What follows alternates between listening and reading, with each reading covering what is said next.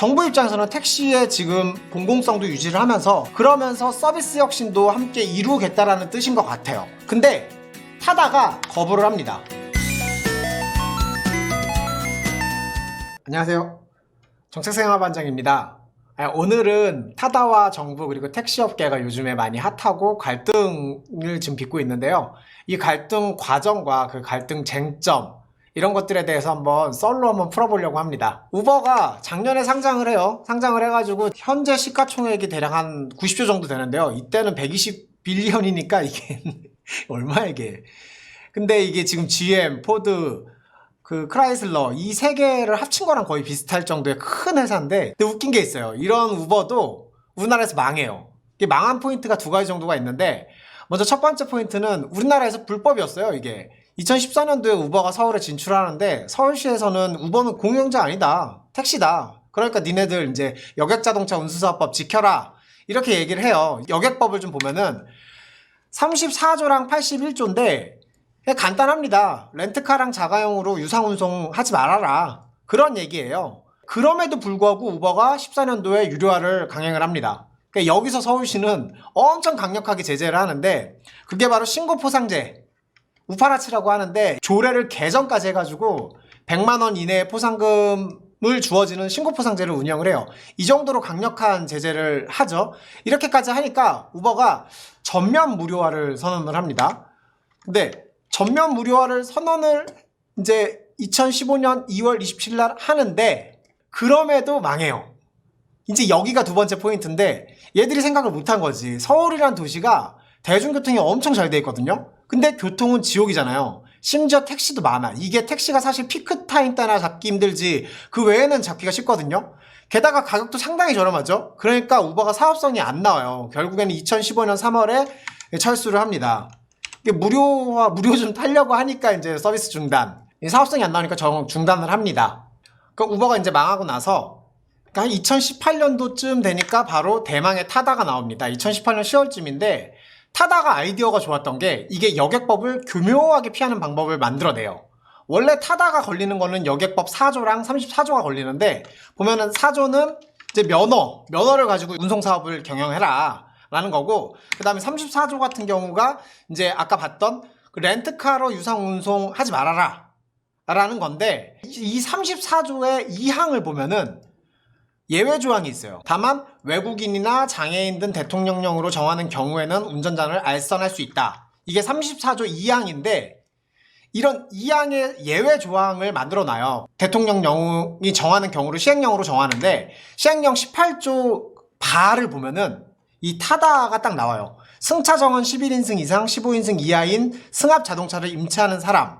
그러니까 이런 경우에는 렌트카로 기사를 안쓰해가지고 유상으로 운송을 해도 합법이라는 거죠. 타다 같은 경우는 이제 카니발, 11인승 카니발로 운영을 하니까 딱 여기에 걸쳐가지고 이제 이게 이 여객법을 피해 갑니다. 근데 이게 사실은 상당히 편해요. 넓고 가격도 이제 10에서 20% 정도밖에 차이 안 비싸죠. 무엇보다 기존 택시랑 서비스에서 너무 비교가 됐었어요.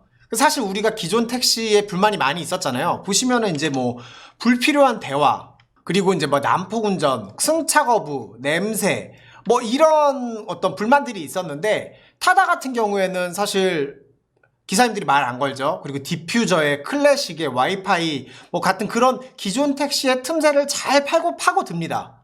그래서 이제 사실은 호응이 되게 좋았는데, 여기서 또 한 번 타다가 대박이 난 게, 카카오가 카풀을 이제 사업을 시작하려고 하니까 택시 업계가 총파업을 해요. 총파업을. 이때 총파업을 할 때 이 소카가 타다의 이제 모회사인데, 지금은 독립을 했습니다.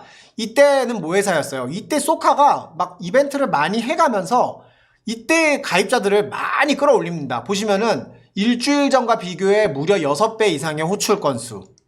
얘기하는 거를 보면은 이때 끌어들인 손님들이 재이용률이 거의 한 80% 90% 가까이 된다라고 얘기를 해요. 그 정도로 이제 자기네들이 소비자들에게 만족감을 주고 있다라는 얘기겠죠. 이때 이렇게 타다가 완벽하게 대박을 칩니다. 업계 1위로 올라서요. 예.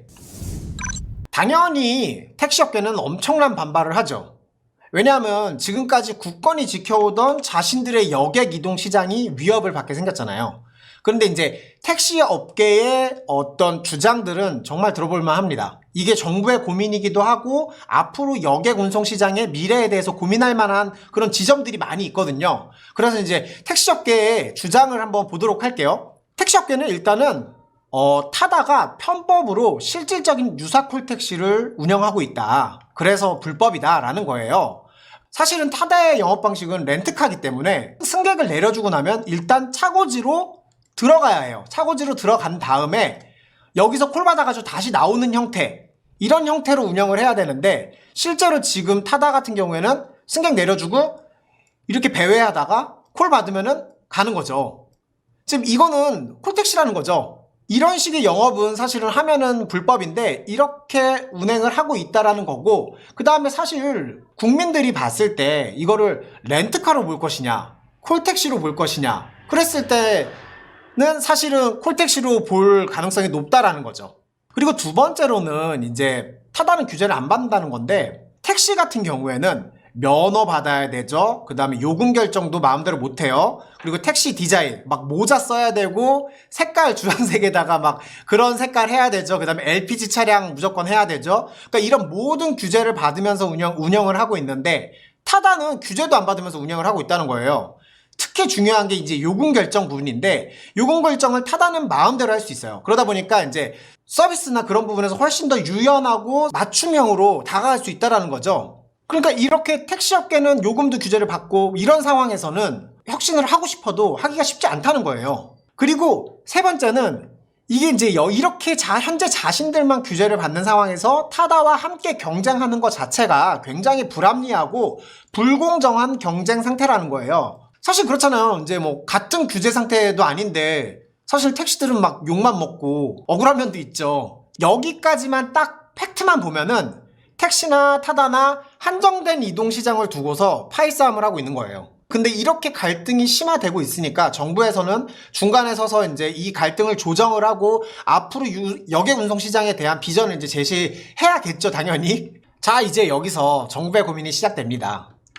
이 부분이 조금 길 수 있는데 되게 중요해요. 그러니까 정부 입장에서는 한 3가지 정도가 고민이 되는데, 택시업계, 대중교통으로서 저렴한 택시 유지 가능, 그리고 4차 산업 혁신산업을 막는다는 비난 여론. 이거 설명을 좀 해보면은 먼저 택시업계. 현재 택시업계가 이렇게 사람들에게 외면을 받을 정도로 낙후된 것은 정부의 책임이 분명히 존재해요. 그러니까 정부 입장에서는 택시가 저렴한 대중교통으로 이용될 수 있도록 유지하기 위해서 면허제로 묶어두면서 관리를 했어요. 근데 이러다 보니까 택시업계의 경쟁이 사라진 거예요. 그러다 보니까 이제 서비스가 좀 낙후돼도 탈 사람은 타겠지라는 마인드가 분명히 존재했거든요. 그리고 또 그 정도로 가격이 저렴하게 유지가 됐어요. 왜냐면 이게 또 사실 우리나라에서는 대중교통이에요. 택시는 다른 나라에 비해서 엄청 싸거든요. 근데 그러다 보니까 또 택시업계 종사자들이 점점점 더 영세해지고 있었고요. 이러다 보니까 이제 택시업계의 서비스가 낙후된 데에도 책임이 있고 종사자들이 점점 더 영세해지고 있었는데 이런 거에 대한 책임도 어느 정도 있다라는 거죠. 근데 이런 상황에서 혁신이다 신사업이다 하면서 편법 증차, 그러니까 타다를 허용해주면은 정부의 법안에서 사업하던 기존 택시업계 종사자들을 이제 보호해줄 수가 없는 거예요.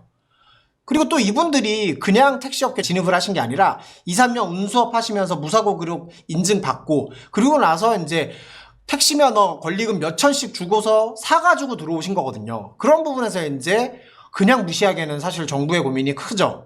예, 이렇게 첫 번째 택시 업계에 대한 이제 정부의 고민이 있고요. 두 번째 같은 경우는 대중교통으로서 저렴한 택시 유지 가능인데, 실제로 우리나라 대중교통 같은 경우는 진짜 싸요.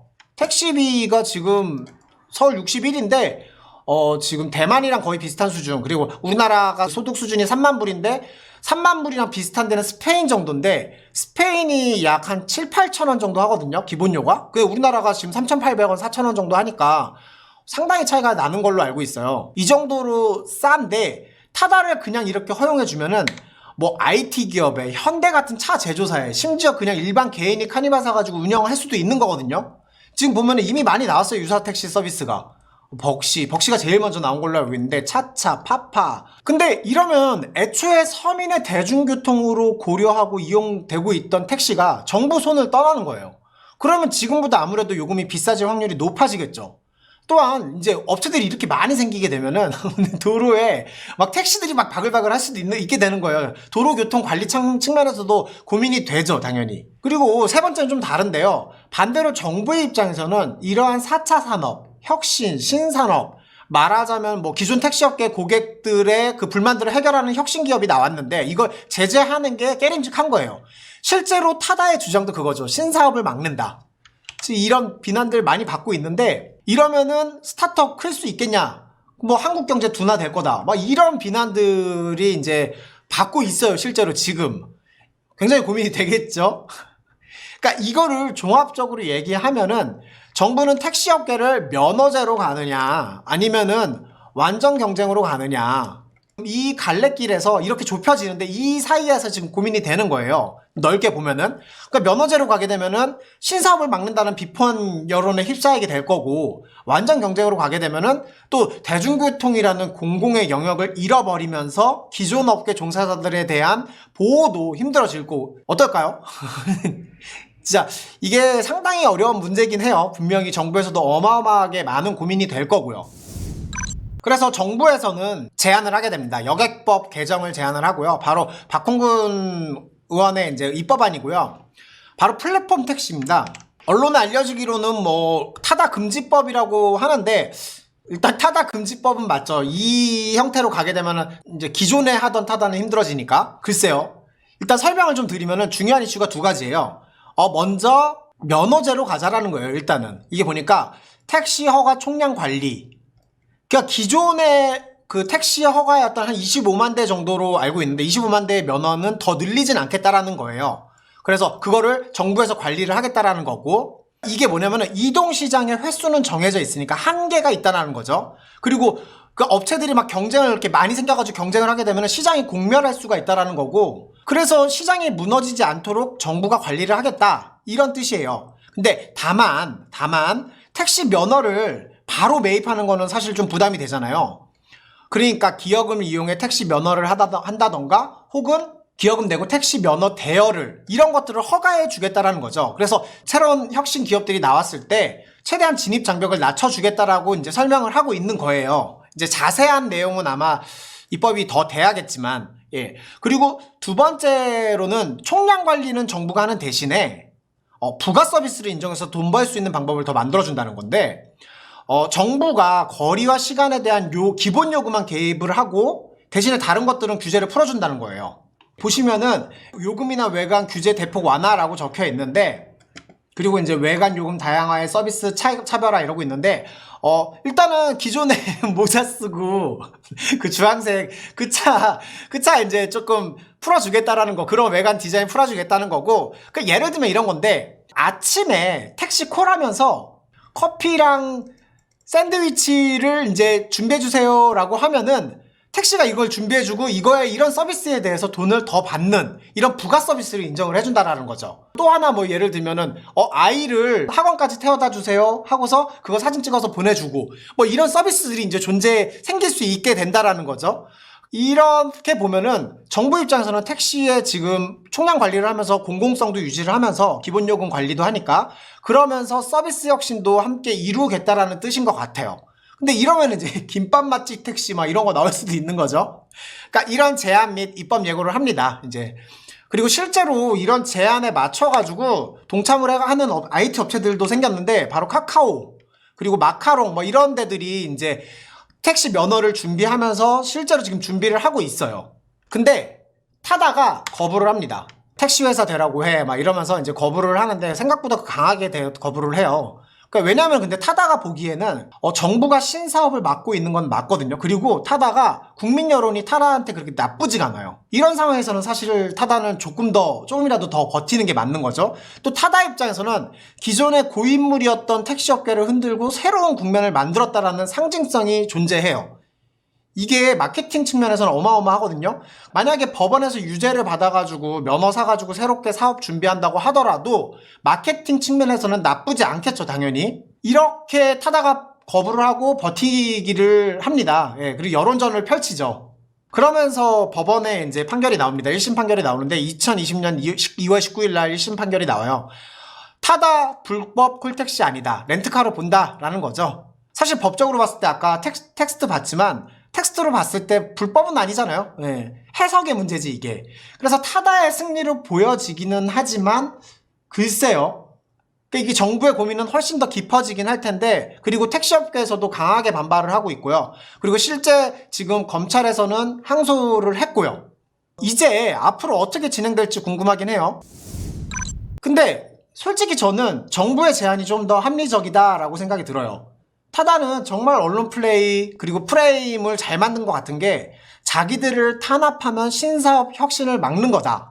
스타트업의 진입장벽 이런 것들을 높이는 거다 이렇게 얘기를 하는데 사실 팩트로만 봤을 때 타다가 소위 말하는 자본력 없는 스타트업 같지는 않죠. 예, 다음 대표였던 이재용 대표가 소카 창업해가지고 소카에서 나온 회사가 타다인데 스타트업은 아니죠. 이 정도면 대기업이죠.